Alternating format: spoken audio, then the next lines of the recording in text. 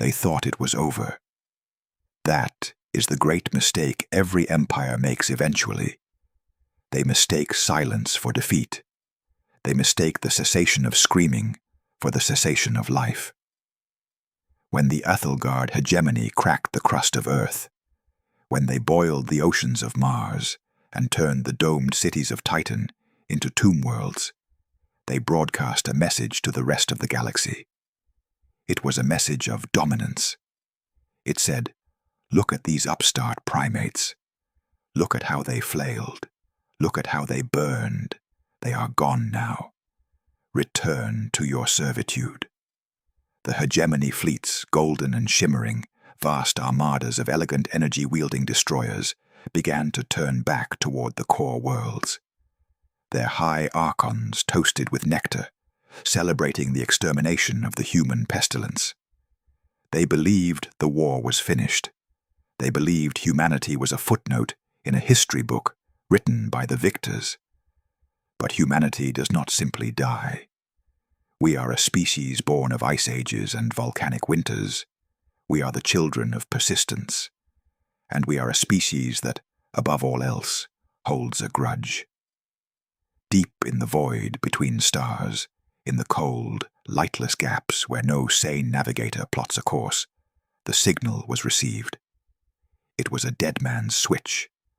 A single encrypted burst of data transmitted from the heart of the Sol system, milliseconds before the relay network, was vaporized. It carried no poetry. It carried no pleas for mercy. It carried a single command code, Ragnarok. In the darkness of the Perseus Arm, hidden inside nebulae composed of ionized dust and radiation that would strip the shielding off a standard vessel, the Black Fleet awoke. These were not the gleaming ships of the United Earth Navy. They did not bear the flags of nations or the white and blue liveries of peacekeepers. These ships were ugly. They were jagged scars of titanium and tungsten, hull plates welded over hull plates, bristling with kinetic batteries so massive they required their own fusion reactors. They were built in secret, off the books, funded by black budgets and paranoia. They were designed for one purpose. They were not designed to conquer. They were not designed to occupy. They were designed to ensure that if humanity died, the galaxy would die with us. Admiral Elias Thorne sat in the command chair of the dreadnought Revenant. He was an old man, his skin paper-thin, his lungs failing, kept alive by machinery and pure spite. He watched the displays flicker to life as the reactor core spun up to 110% capacity.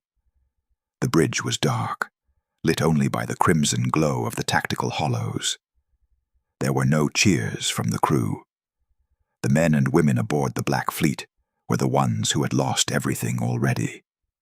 They were ghosts, and today they were going to haunt the hegemony. Thorne opened the fleet-wide channel. His voice was a rasp of gravel and ash. All ships, report readiness. One by one, the call signs came back. Chimera, standing by. Gravewalker. Green, Hellion armed. Widowmaker, ready to sow.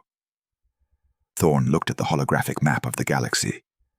The hegemony controlled 70% of the charted systems.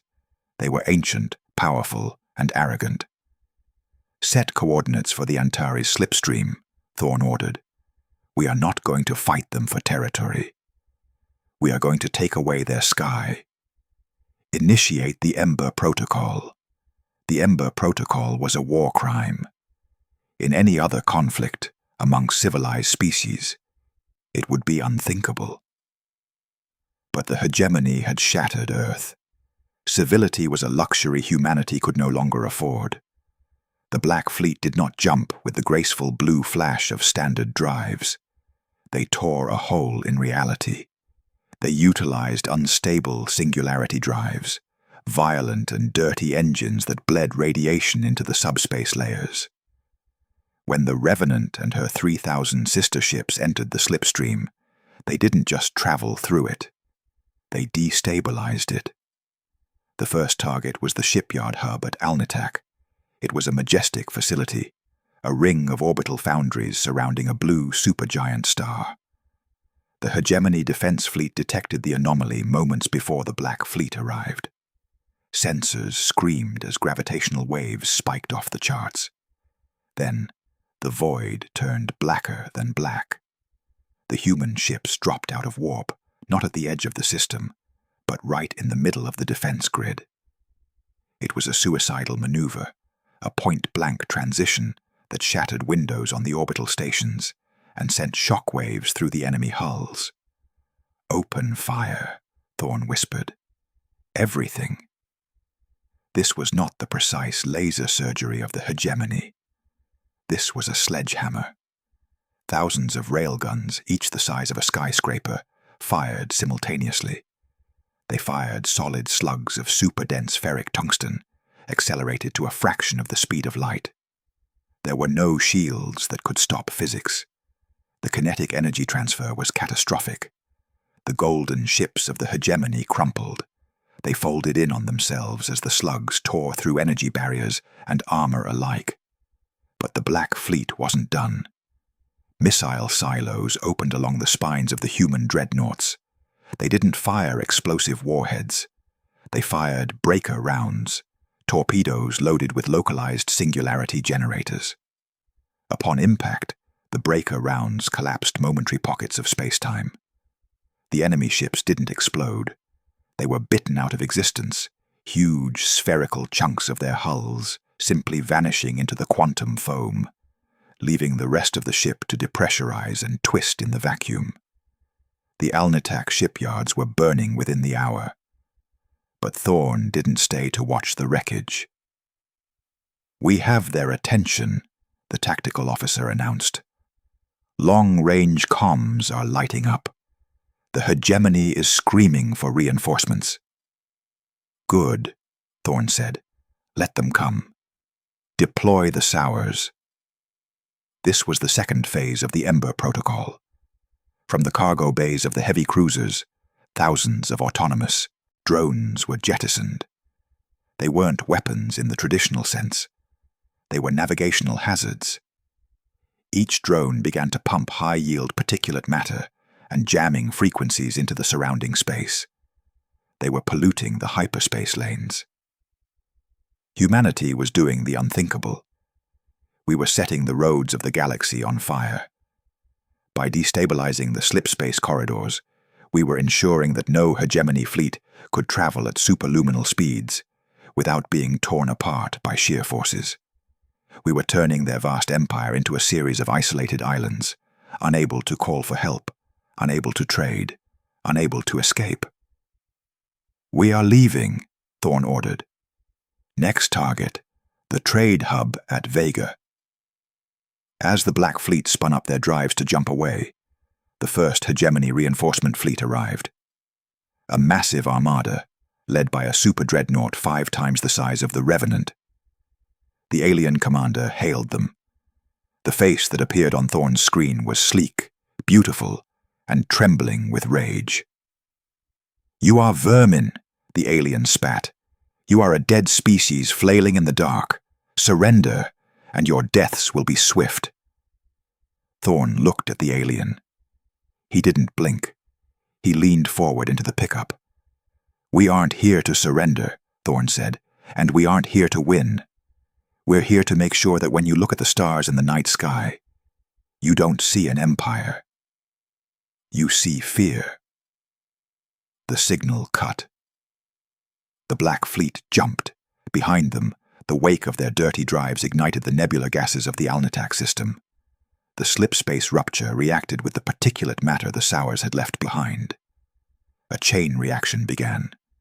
The hyperlane that connected Alnitak to the rest of the sector didn't just close. It ignited. A storm of ionic fire swept through the subdimension, rendering travel impossible for 1,000 years. The galaxy began to burn. For 3 months, the Black Fleet rampaged. They struck without pattern, without rhythm. They hit agricultural worlds, burning the orbital crops with focused mirrors. They hit communication buoys, blinding the hegemony's eyes. They hit the luxury resorts of the ruling caste, turning paradises into craters. They were losing ships. The Chimera was lost at the siege of the Orion Gate, ramming a battle station to clear a path for the rest. The Gravewalker took a plasma lance through its core, protecting a transport of human refugees they had found hiding in an asteroid belt. But for every ship humanity lost, the hegemony lost a system. The panic was spreading. The economy of the great alien empire was collapsing. Food shipments couldn't move through the destabilized lanes. Fleets were stranded in dry dock.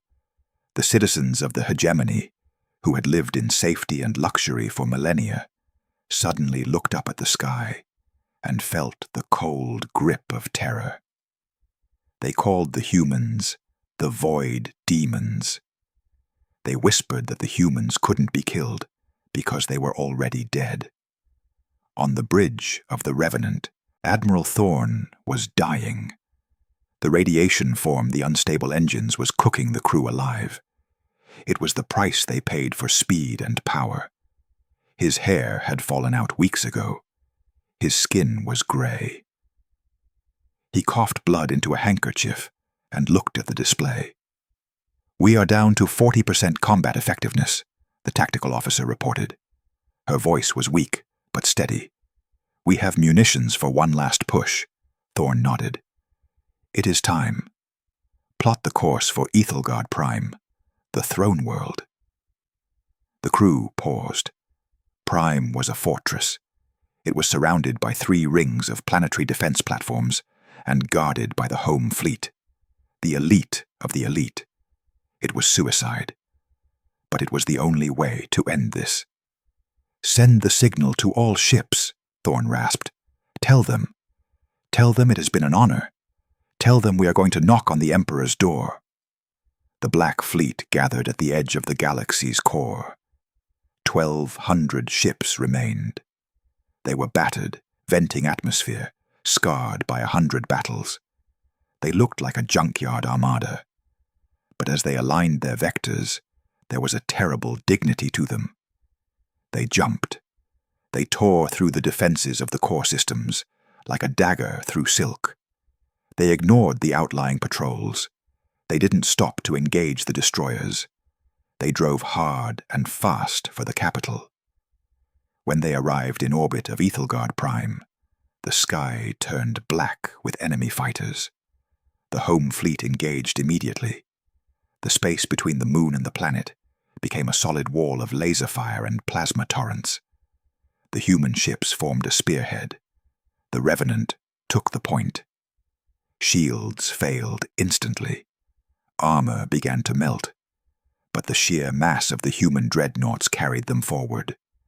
They were using the momentum of their arrival to punch through the enemy lines. Human cruisers sacrificed themselves, diving in front of torpedoes meant for the flagship. Frigates overloaded their reactors, turning themselves into nuclear mines to clear the fighter swarms. Thorn watched the casualty counter scroll so fast it was a blur. "Get us to low orbit," he roared, his voice finding strength one last time. The Revenant, burning and broken, broke through the defensive line. Below them lay the throne world.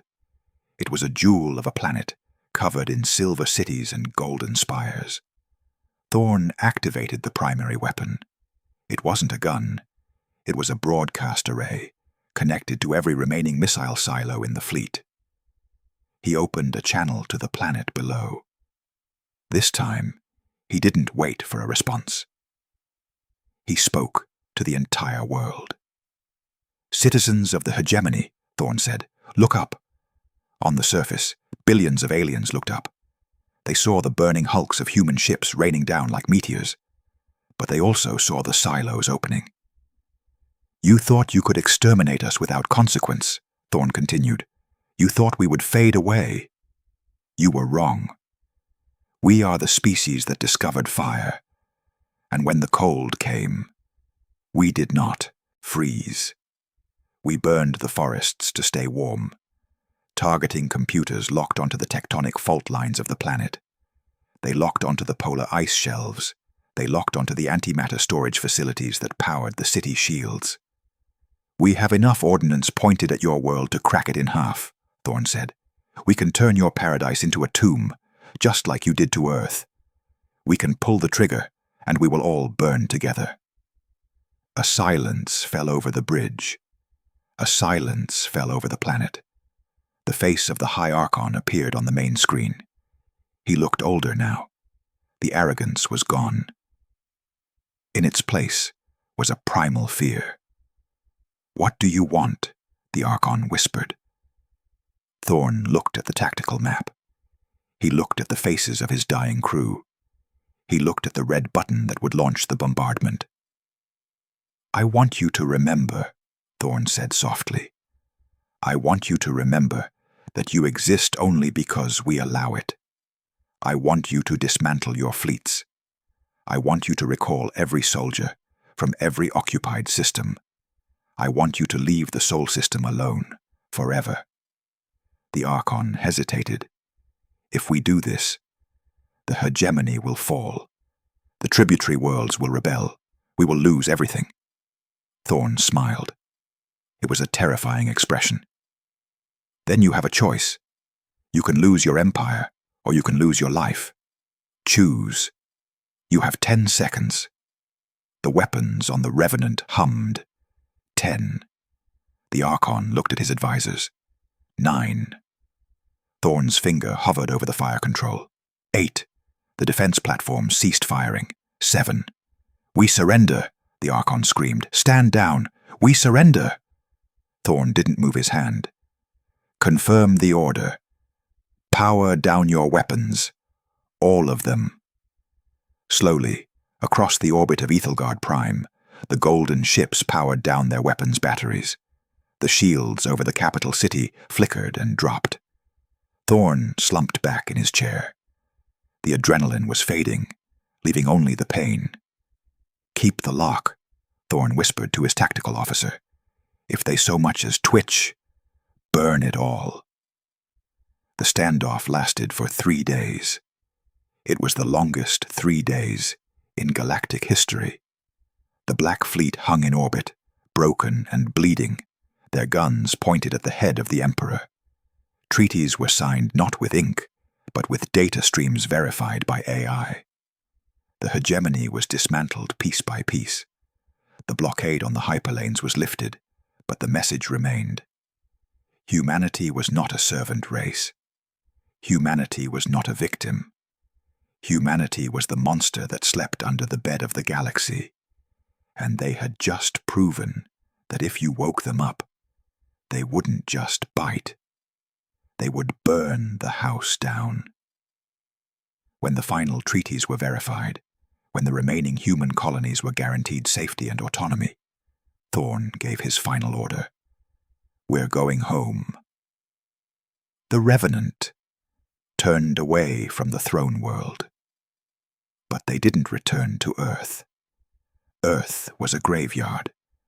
They didn't return to the colonies. The crew of the Black Fleet were too irradiated, too traumatized to reintegrate into society. They were the monsters now. Instead, the Black Fleet plotted a course for the deep dark, for the Oort clouds and the empty voids where no one traveled. They would remain there, silent, watching. As the Revenant engaged its engines, Thorn looked out at the stars one last time. The galaxy was scarred. The hyperlanes would take decades to heal. The hegemony was shattered. But humanity survived. "Let them call us demons," Thorn whispered as his vision began to fade. "Let them tell ghost stories about the Black Fleet. Fear is a good teacher." The drive engaged. The ships vanished into the darkness, leaving behind a galaxy that had been set on fire, and a lesson that would never be forgotten. Whatever you do not cross the humans, for they are the children of the Crucible, and they are not afraid to burn. The aftermath. Years passed. The galaxy rebuilt, But it was different. The golden age of the hegemony was over, replaced by a cautious era of independent systems. No empire dared to expand too aggressively. No fleet dared to glass a primitive world. Because every sensor operator, every admiral, every politician knew the truth. They knew that out there, in the dark spaces between the stars, the Black Fleet was waiting. Travelers would sometimes report strange readings in the deep void, a sudden spike in radiation, a shadow passing across a star, a faint, gravelly voice on the comms asking for identification, then vanishing. Humanity rebuilt Sol. They erected a monument on the ruin of Earth, a spire of black metal that reached into the atmosphere. It listed the names of the ships of the Black Fleet. It listed the names of the crew who never came back. But the true monument wasn't on Earth. The true monument was the peace. A peace born not of diplomacy, but of absolute, terrifying deterrence. In the academies of the former hegemony, young officers were taught history. They were shown the footage of the Battle of Alnitak. They were shown the burning hyperlanes. And they were taught the single most important rule of galactic survival. There are things in the dark that you do not touch. There are sleeping giants you do not wake. One evening on a trading station near the edge of human space, an old alien merchant sat with a human cargo hauler. They were sharing a drink. The alien looked at the human, at the soft skin and the fragile frame. "Tell me," the alien asked, "is it true? Does the Black Fleet still exist? Or is it just a myth to keep us in line?" The human smiled. It was a tired smile, but there was a glint of steel in his eyes. He took a sip of his drink and leaned in close. "My grandfather served on the Revenant," the human said quietly. He sent a message back, just before they went into the dark. "What did he say?" the alien asked. The human looked out the viewport into the endless star-studded blackness. He said that the fire never really goes out. It just waits for the wind to pick up. The alien shivered and finished his drink in silence. And somewhere, deep in the crushing dark of the Perseus arm, a sensor light blinked red. A reactor hummed to life. And the Revenant continued its eternal watch, ready to burn it all down again. Because that is what humanity is. We are the fire in the dark, and we will never, ever fade away.